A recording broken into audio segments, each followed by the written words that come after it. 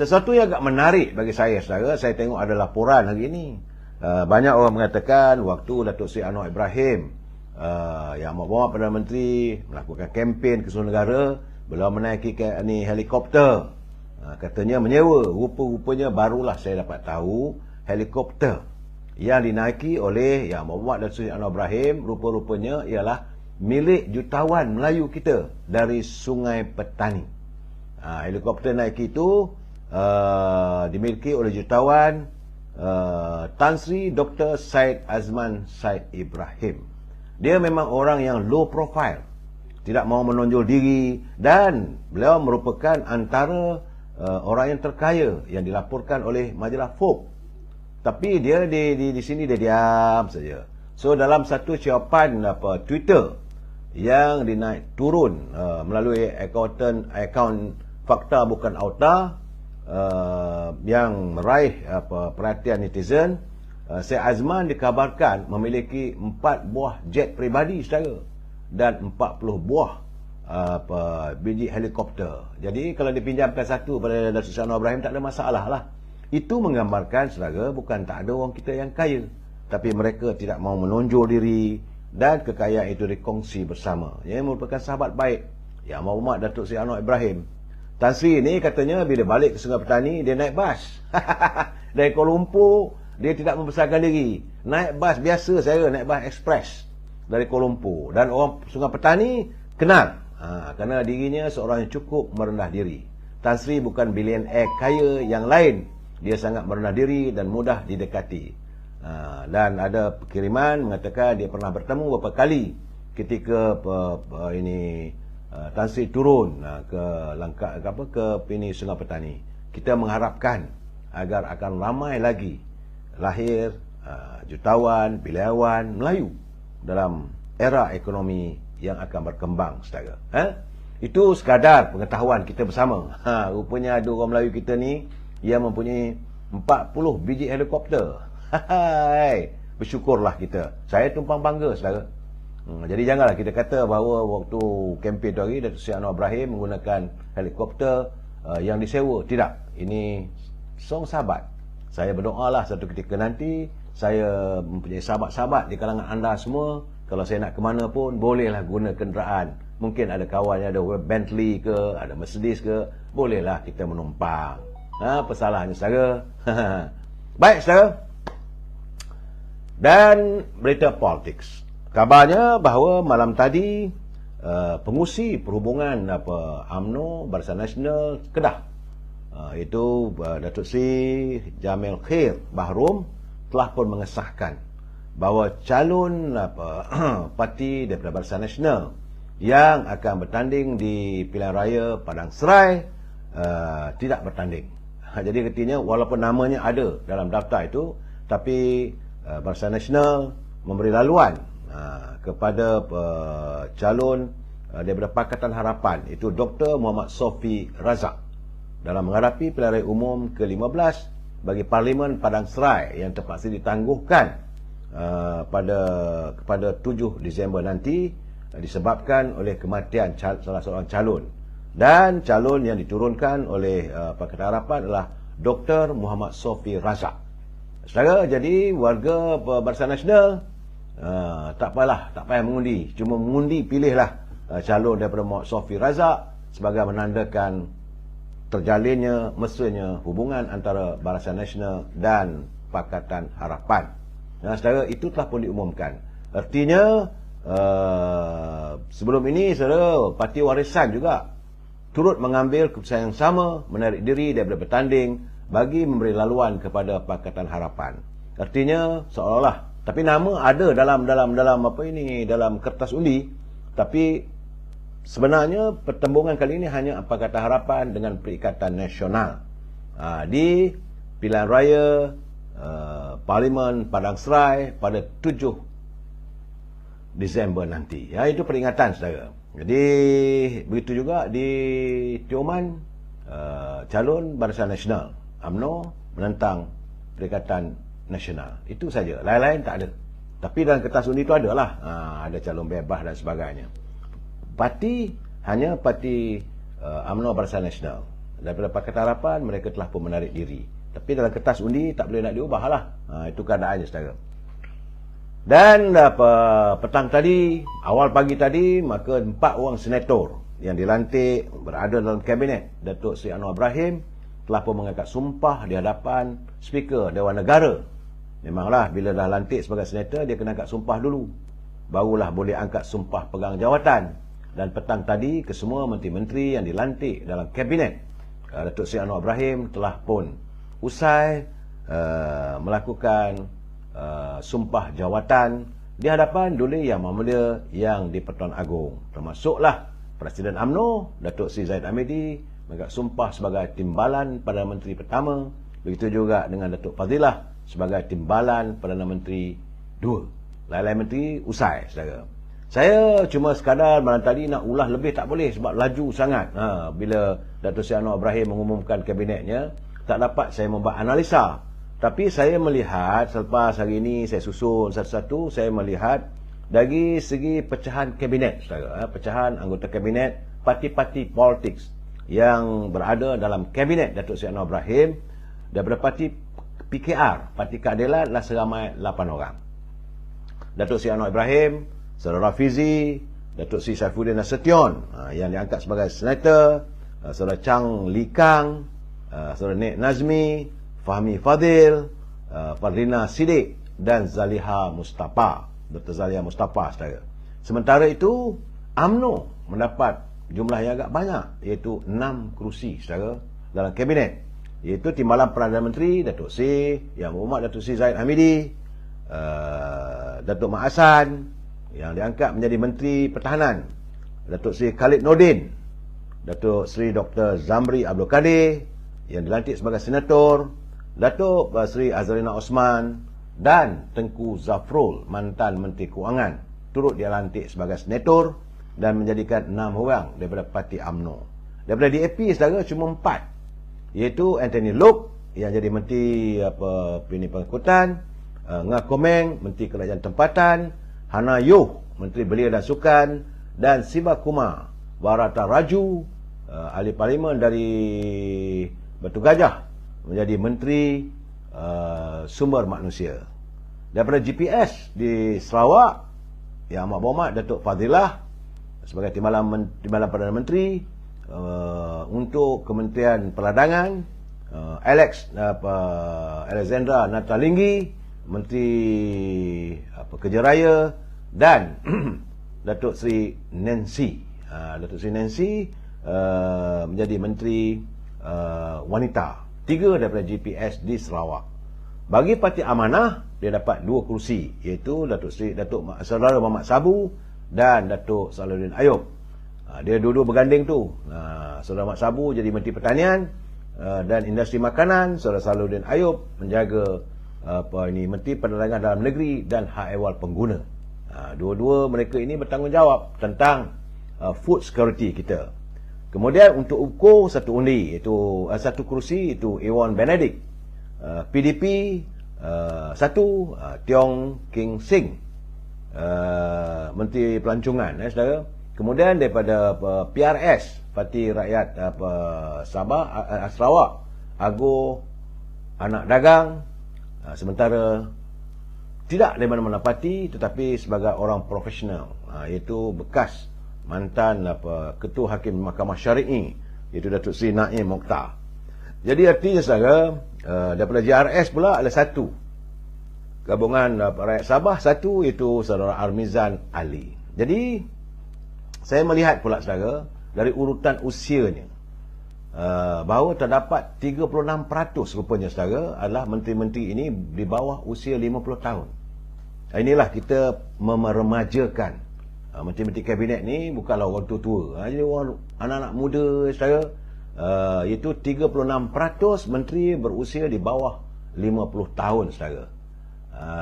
Kalau kita lihat yang berusia antara 40 ke 49 tahun, 10 orang, iaitu Nek Nazmi 40 tahun, Iwan Benedict 40 tahun, Saudara Fahmi Fadil 41 tahun, Chang Likang 42 tahun, Hana Yoh 43 tahun, Rafizi Ramli 45 tahun, Anthony Loke 45 tahun usia mereka, Begitu juga dengan Faldina, Menteri Pendidikan, 45 tahun. Saudara Amrizan, 46 tahun. Dan Tengku Zafrul, 49 tahun. Bagi antara 50 ke 59 tahun, 6 orang. Iaitu Ngah Komeng, berusia 50 tahun. V. Sivakumar, 52 tahun. Muhammad Naim, berusia 55 tahun. Zaleha, 58 tahun.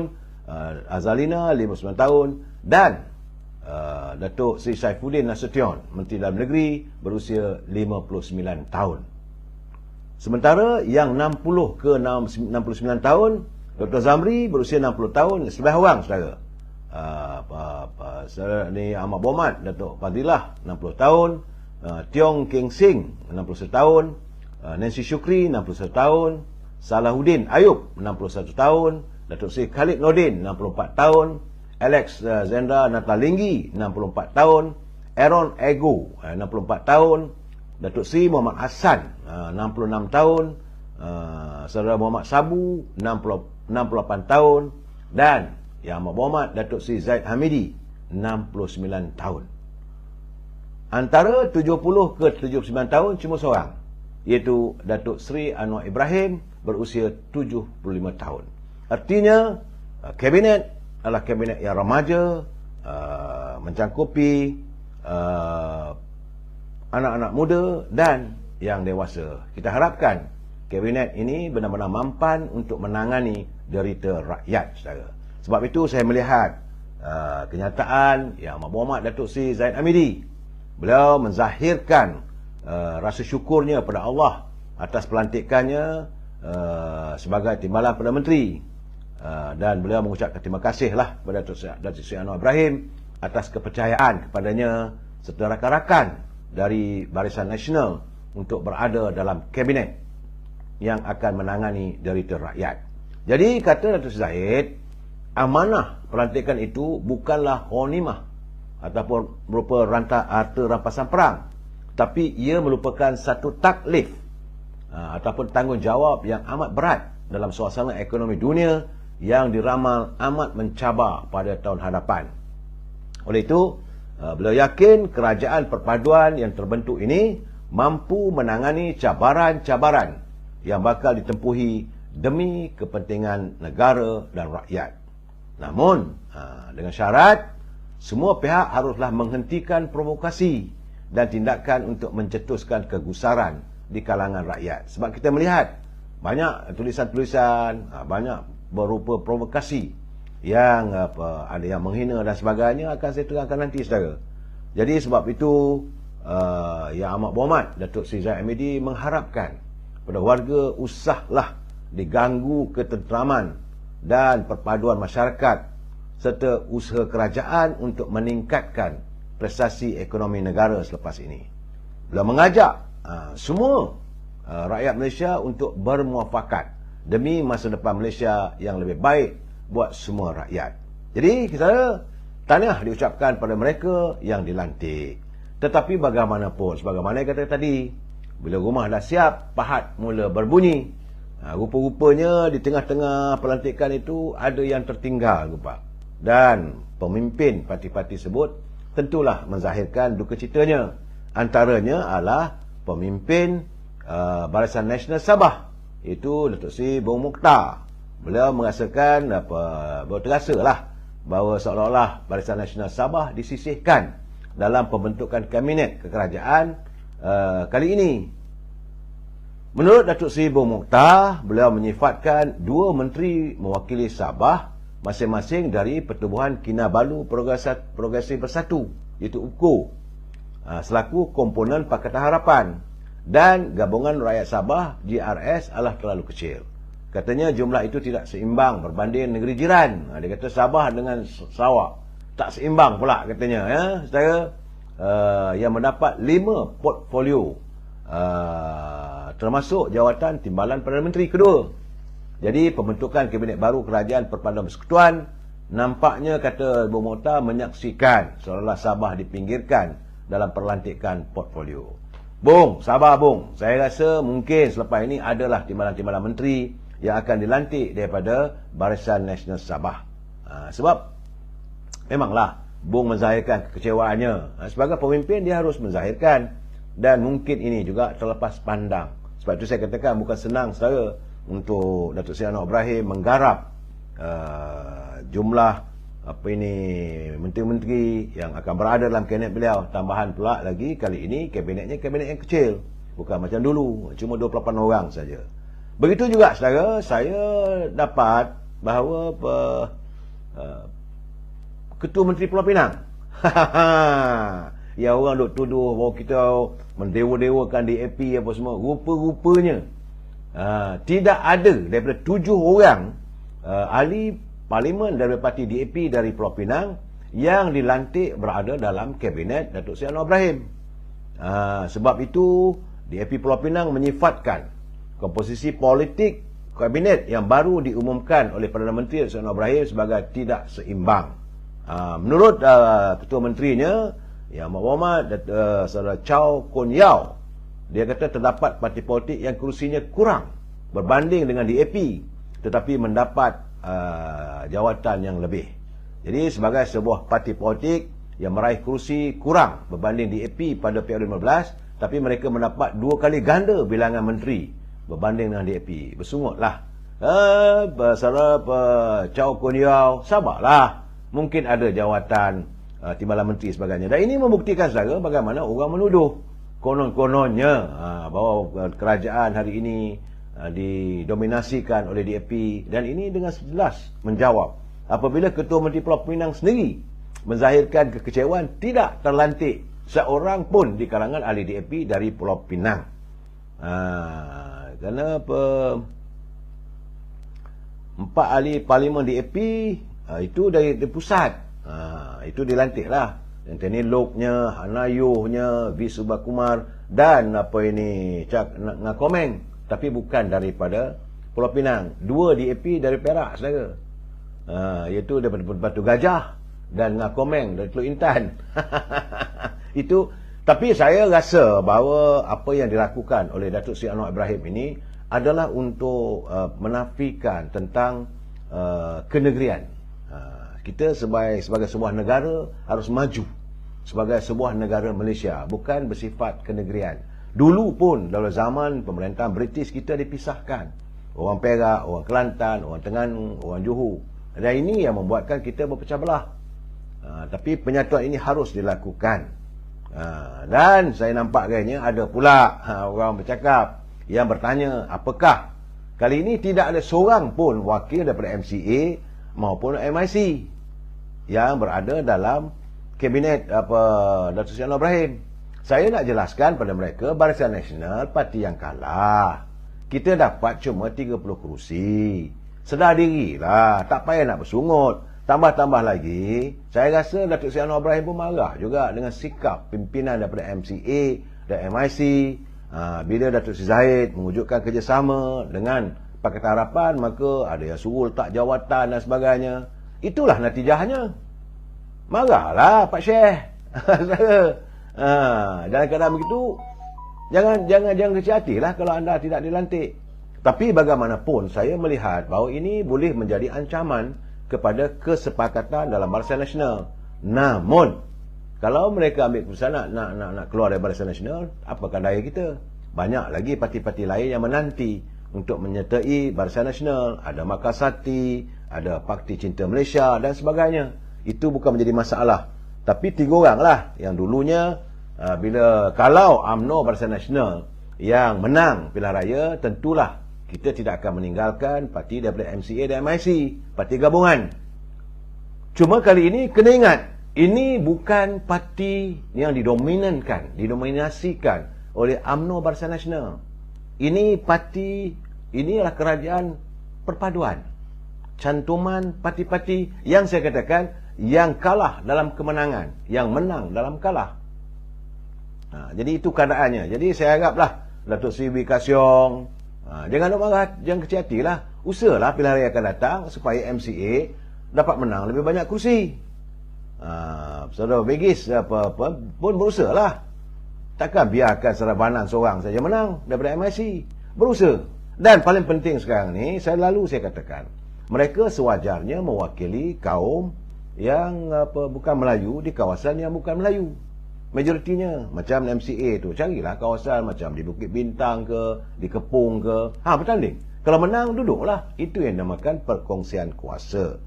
Cuma setara dalam keadaan begini, macam saya katakan tadi, bahawa bila rumah siap, pahat berbunyi. Cuma bunyi pahat kali ini saya tak seronok lah. Saya tak senang apabila keceluparan Menteri Besar Kedah Yang Amat Berhormat Datuk Seri Sanusi, tiba-tiba dia menuduh, dia melabelkan bahawa katanya kabinet Datuk Seri Anwar Ibrahim dengan gelaran sebagai kerajaan luar tabi'i. Apa maksudnya? Kenapa begitu sekali mereka melabelkan dengan kenyataan-kenyataan yang sebegitu? Ini kabinet nak buat kerja untuk rakyat. Kalau maju, dapat ditangani ekonomi, dapat diwujudkan kestabilan politik, anda yang mentadbir negeri Kedah pun tentu dapat tempiasnya. Tapi bila tuduh, marah betul dia dengan Datuk Seri Zahid Hamidi sampai dia menuduh bahawa ini kerajaan luar tabi'i. Saya rasa ini, bagi saya lah, ini sudah melampau. Cuma malam ini saya tak mau menjerit. Saya cuba untuk cool down sebab bagi lihat ini perkara-perkara yang sensitif. Sebab dia kata kerajaan yang dibentuk itu bertentangan dengan aspirasi dan kehendak rakyat Malaysia. Kehendak yang bagaimana? Rakyat sudah pun membuat pilihan. Saya dah bercakap dari awal lagi, sebelum pembentukan ini, bahawa rakyat telah memberi Pakatan Harapan majoriti di kalangan minoriti. Kena terimalah hakikat. Anda berada dengan Perikatan Nasional. Bagaimana boleh pula Perikatan Nasional pula nak menenggik di atas Pakatan Harapan? Dan kalau dilihat